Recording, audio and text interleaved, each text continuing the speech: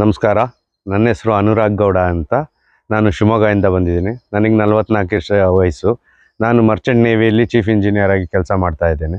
ನನಗೆ weight loss, ಮಂಡಿ pain, ಆಮೇಲೆ ಬೆನ್ನು ನೋವು ಇದರದ್ದೆಲ್ಲ ತೊಂದರೆ ಇತ್ತು. ಬಿ ಪಿ ಕೂಡ ಇತ್ತು.